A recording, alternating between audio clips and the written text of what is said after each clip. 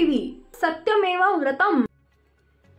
उत्तर प्रदेशच्या Kanpur central railway स्थानकात एक वडील त्यांच्या मुलाला वंदे भारत ट्रेनमध्ये बसवून पुन्हा प्लॅटफॉर्मवर उतरत असताना अचानक ट्रेनचे दरवाजे लॉक झाले आणि तो व्यक्ती आतच लॉक झाला। त्यामुळे या व्यक्तीला कानपूर ते नवी मुंबई पर्यंतचा प्रवास करावा लागला। याच वेळी त्याला 2870 रुपयांचा दंड भरावा लागलाय। भारतीय रेल्वेने वंदे भारतसाठीही काही वेगळे नियम बनवले। वंदे भारत मध्ये प्रवास करताना काय काळजी घ्यावी आणि कोणत्या गोष्टी लक्षात ठेवाव्यात हे जाणून घ्या। इतर रेल्वेच्या तुलनेत वंदे भारतचे तिकीट महाग आहे। त्याचप्रमाणे नियम देखील इतर ट्रेनच्या तुलनेत वेगळे आहेत। यात प्रवाशांच्या सुविधांविषयी विशेष काळजी घेण्यात आलेली आहे। यात कन्फर्म तिकीट नसल्यास तुम्ही प्रवास करू शकत नाही। या व्यतिरिक्त अन्य नियम देखील आहेत। वंदे भारतने प्रवास करताना या नियमांकडे लक्ष द्या। ट्रेनमध्ये वेटिंग तिकिटावर प्रवास करू शकत नाही। तिकीट कन्फर्म असल्यावरच प्रवास करता येऊ शकतो। 5 वर्षावरील मुलाचंही पूर्ण तिकीट काढावं लागतं। ट्रेनमध्ये अस्वच्छता केल्यास 500 रुपयाचा दंड भरावा लागतो। प्रवाशांना सोडायला आलेले नातेवाईक ट्रेनमध्ये चढू शकत नाही। सुरक्षेसाठी प्रत्येक कोचमध्ये एक सुरक्षा रक्षक तैनात असतो। तिकीट कॅन्सल केल्यानंतर इतर ट्रेनच्या तुलनेत अधिक किंमत भरावी लागते। यात ऑटोमॅटिक दरवाजे असल्याने एकदा का दरवाजा बंद झाला तर पुढील स्थानकातच उघडतात। वंदे भारत ट्रेनचं तिकीट कॅन्सल झाल्यास किती पैसे भरावे लागतात?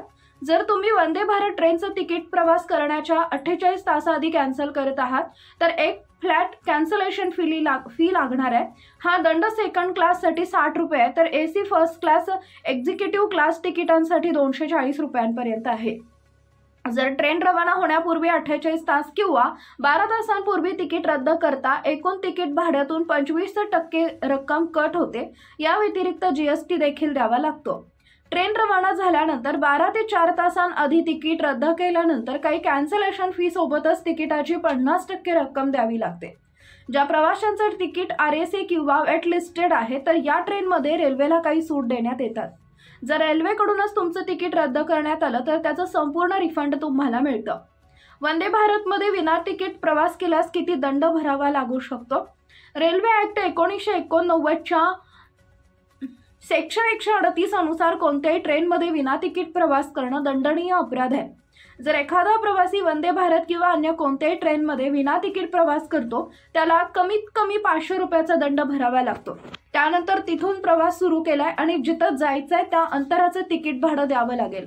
टीटीई तुम्हाला तुम्ही भरलेल्या दंडाची रक्कम देईल। रेल्वेच्या नियमानुसार जर तुम्ही दंडाची रक्कम भरली नाही तर 6 महिन्यापर्यंत तुरुंगवास मध्ये जावं लागू शकतं।